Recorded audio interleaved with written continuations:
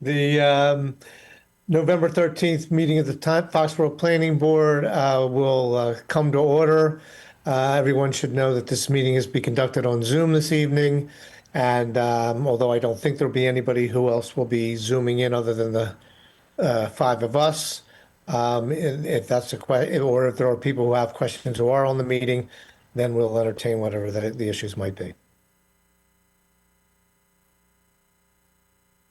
And since I don't have an agenda in front of me, I'll entertain somebody else doing that part. Sure. Well, this is a pretty quick agenda tonight. We only have 2 items for discussion. The first one is an issue related to Gillette Stadium. Recently, we've received a lot of resident complaints and complaints from the police department regarding excessive vehicular and pedestrian traffic along Cross Street and Revolution Way to access the stadium for games and special events. A lot of this is due to the construction work that's underway at the MBTA station. A lot of season ticket holders, for example, would use that access point to get into the stadium on foot, and those individuals are now going south through some residential streets.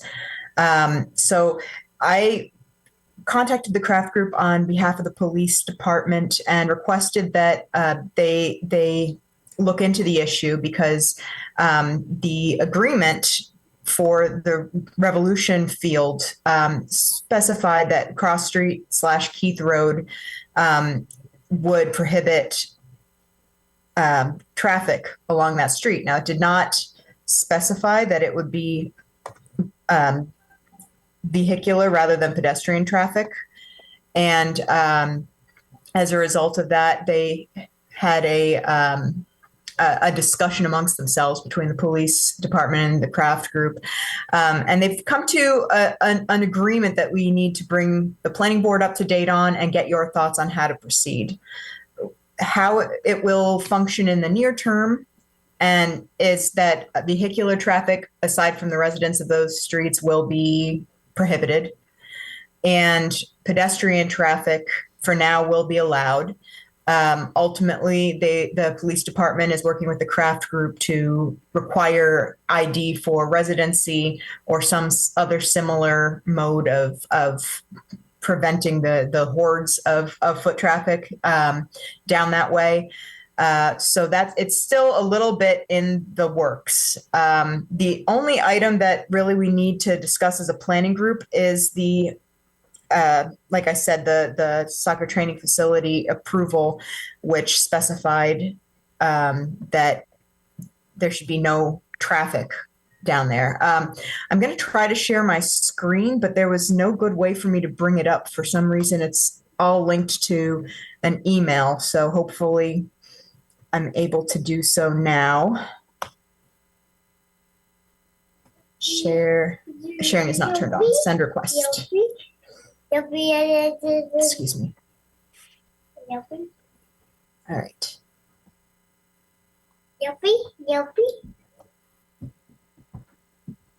So item 13, as you see, it says access to and egress from the project via Keith Road, which is now Revolutionary Way, to Cross Street is prohibited except for emergency purposes. The location and operation of all gates and security protocols shall be reviewed with the fire department prior to implementation. Internal signage shall be provided on the site to notify users that no exit is permitted via Keith Road. So the item that the planning board needs to address is the interpretation of that number. Are you comfortable leaving it as is? Would you require a modification that would insert the word vehicular in front of access that would allow the negotiated agreement among the entities to proceed? So it's entirely your decision. I just needed to bring it to your attention. So I can leave this up if you'd like. So I was under the impression that part of the issue also was the fact that Uber drivers and people taxis, whatever, were dropping people off, and that was creating a whole other issue, traffic wise and pedestrian wise. And so, how are they addressing that? That is correct. The prohibition against vehicle traffic is going to, in large part, do away with that.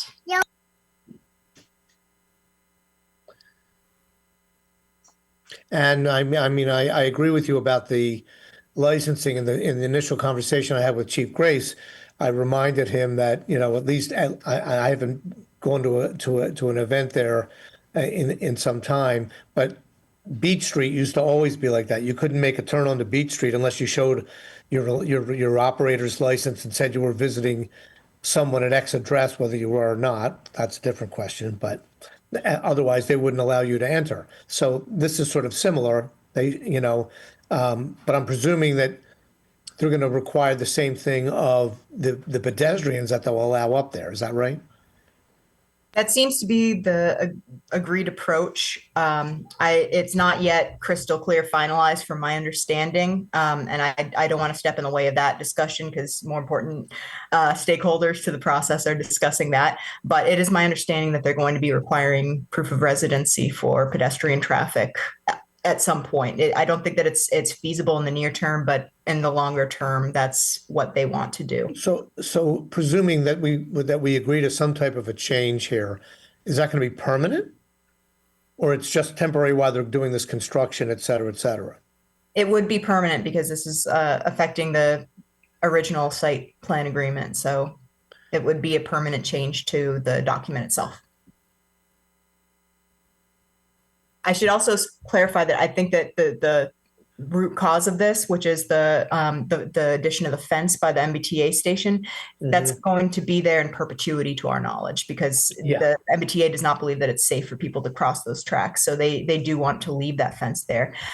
So, if the root cause of the additional pedestrian traffic remains there, I think that, a change to the site plan agreement may be merited in this case. But again, it depends on your interpretation of item number 13 and your decision.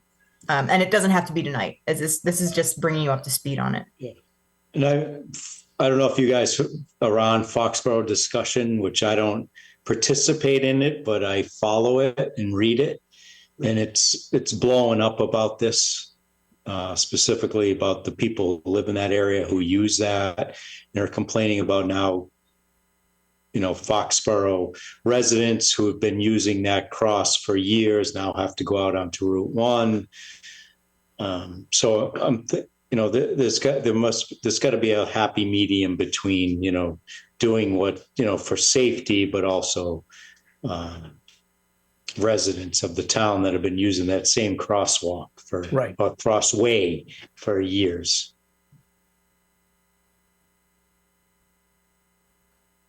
Jeff, you're on. Yeah, you have to unmute, Jeff.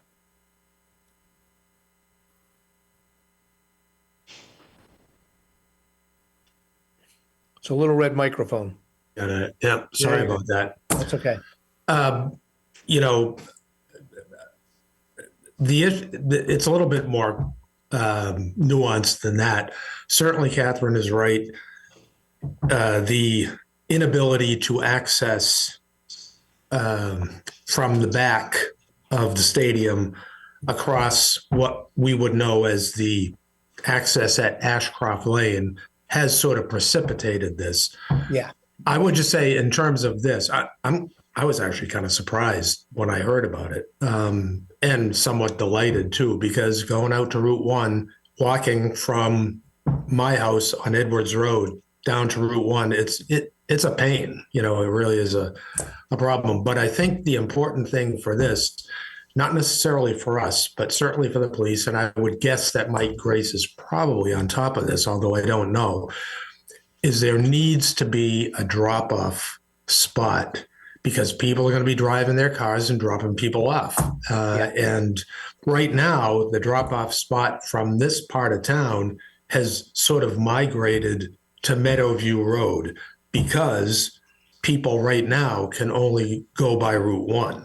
And that's the closest you can get to Route 1. Or you could get to the terminals, and turn around there, but you're taking your life in your hands. But sort of it's migrated to Meadowview Road, which is problematic for those people. And it's going to be problematic as the season goes on. So I was just thinking that if there needs to be a drop-off spot for Cross Street, instead, maybe it could be the Payson Road field parking lot, or something like that. people would still have to walk, but if you were coming from a different part of town, that could be a drop off and a pickup spot. Even North Street, right? There's a residence. You can drive down North Street during a game if you're a resident. If you're a resident looking to Correct. drop someone off, why can't you drop them off at that entrance at North Street? It's a nice, wide, big entrance. There's sidewalks there to going into the stadium. You mean the back entrance? The what main used to be entrance. Fidelity Way. It's I'm now not sure called what it is. Cross Yeah. Road or whatever. Yeah. I just know that the crafts have been, that has been a non-starter pretty much since the get-go. I'm just saying, I'm not making a judgment on it. The need for rideshare accommodation and where those locations are, that is a pressing need. And it is one that I hear in communication from both police department, building department even, and the craft group. So I know that there are conversations going on about it. I have yet to hear anything solidify from that. So I'm not necessarily the best source to talk to about it. But it has been noted definitely as a priority.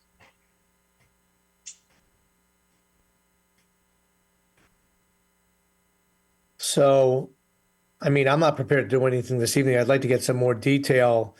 The, Paige, if she's involved, Chief Grace, whoever's running the parking area stuff these days at the stadium, and try to huddle together and see what we can find out. Yes, there's a benefit to town residents who were always kind of promised that they would have right of access. And yet, there's a bigger benefit to the stadium as well. And I can see their point of view that they don't want to take the risk of a pedestrian getting hit at the side of the road or on the road there and being liable. I'm sure there's a liability issue for them, and there's some of their attorneys have told them so. I don't know that for a fact, but I can imagine that that's been a topic of discussion. So, Yeah. Kevin, I would just say that in the past, especially later in the season, especially for night games like tonight, at Ashcroft Lane, it was very dicey for pickups, not so much for drop-offs before the game, but for after the game. yeah. Very, very dicey, and I can understand. And as a matter of fact, police started, and I think this was before Mike Grace, but they started posting a detail officer down there after the games just to try and keep some order. It was a dangerous situation. Yeah. And I would think that potentially it could be worse at Cross Street, only because there's less room to maneuver down there, Right. Okay. Yeah. Well, I think that probably the best course of action is if one of you wants to be the designee, maybe, because we need to obviously avoid like public meeting law. Like I guess up to two of you can volunteer if you'd like to meet with the chief, to meet with the craft group, and figure out whatever answers you might need. So just for our purposes here, Catherine, we're just concerned really about this item number 13 and what modifications need to be made in order to keep everything in compliance. Is that correct? Right. Yeah. Or altering language that would make the allowance and get everybody happy. Yeah, like accommodate whatever the negotiated strategy is going to be. Right. But I don't know that we necessarily need to include the strategy verbatim, right? Because we already have language that defers to the fire department. Yeah. And obviously you can assume the police department as well. But we just need to make sure that our agreement doesn't get in the way of whatever they've just discussed amongst themselves. And back to the language on number 13, because Kevin had asked at the beginning. So it specifies access from the project. And that almost implies to me that we're talking about during the construction of it, or is that not the case? Because often project is used for the finished product of that project. Okay. So in this case, yes, this is the site plan agreement for the soccer training facility, right? But before the soccer training facility existed, there was no access from the stadium out that wide. Correct. So if we want to clarify that language as well, that's another conversation to have to make sure that people are aware that this access point didn't exist before this project. So maybe we do specify that stadium traffic as well has to comply to these conditions. Yeah, I think that's good. Okay, All right. So that's it for that item. To be continued. right. The next item is the Neponset committee and a little more conversation on that. Kevin, would you like to? Sure. So there has been a working group that's been formed. The members are going to be Bill Yuckner, Barney Overett, but he will be ex officio because he won't be allowed to vote because he's writing the zoning alterations for it. Mark Forensic from the Historic Commission, Marco Arizmendi, who was a former employee of the old Foxborough company and is very familiar with the buildings down there, Bob Bodie, Jeff Peterson, Amy Vandell, Bill Buckley, and myself. And so I have a call into Katie in the selectman's office because it's my understanding that she's the one who actually reserves and schedules meetings in the selectman's meeting room during daytime hours. And now that we've kind of at least got this on the table, I'm going to try and create a meeting next week for the 17th or the 19th to at least get the group together and have some initial conversation and perhaps schedule a get together with whoever's representing the company now that Paul Hyatt has retired. I know that there was some meeting with Paige earlier in the week, but I'm not even aware of who the new individual is. Do you happen to know, Catherine? Yes, she gave his name in an email response to you. The first name I believe is Dwayne. It might be pronounced differently. It might be Duane or something. I forget the surname, but we do have a new contact for the Schneider project that we'll need to meet and involve as time goes on. Okay. So I think the initial meeting will be for just the working group itself to listen to what Barney's initially conjectured about what the appropriate uses might be, where they might be located. And then once everybody on the committee is aware of that, then we'll schedule a meeting promptly after that with whoever the representative is so that they can weigh in as well. We want to, look, we certainly want to be cooperative with them, but we also have concerns and considerations for the community at large and the neighborhood specifically. And, I think that pretty much there'll be an opportunity for almost any kind of use that the company may want to do, unless they have an overarching thing where they were being demanding of more industrial, which I think would probably be less likely to be well accepted both by the area residents as well as, the community at large. I'm not saying that there won't be any type of industrial that'll be allowed there, but I don't think it's going to wind up being, by and large, a full-blown industrial use the way it has been for the last umpteen years. And I really don't have an answer to what that'll entail right now because I haven't seen anything from Barney either. He's the only one who knows right now what the considerations are and what his thinking is in terms of creating new zoning regulations there. One thing that our office is willing to provide to help out is once there is a framework for potential future development in the site, we're happy to have community engagement sessions where we visualize what that might look like. Sure. Building out to the furthest extreme of densities, or if there's floor area ratio that ends up being included or something like that, we can find examples of what that might look like in the real world. And we're happy to have community engagement sessions whenever you want. Okay, great.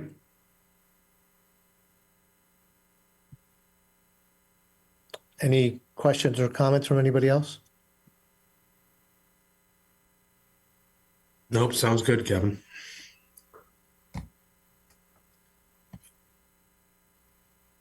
Okay, I guess the only thing left then is a vote on adjournment because there are no real votes tonight, right, Gabby? I'm wrong.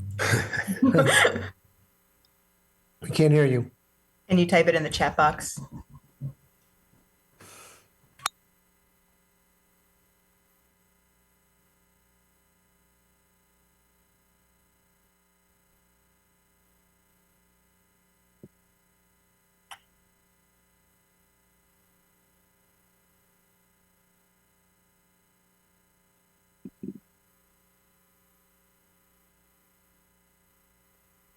We need people to stop by the office. Right, there are some plans that need to be signed in our office Okay, whenever you get a chance. okay. Do you still have candy in the office? We do, it's dwindling, but we're getting ready for the Christmas influx. Okay. Oh, there's probably still candy there from when Bill was working there. While Diana's been out, I did throw out the dish of the oldest one. Oh, okay. All right, so is there, Well, I'd make a motion to adjourn. is there a second? I guess I'll second it then. And do you need a voice vote because, or like each one of you has to say by name, right? Because it's a virtual meeting. Sure. Kevin Weinfeld, aye to adjournment. Jeff, I. Tom Murphy, aye. All right. The meeting's adjourned. Thank you. Thank you.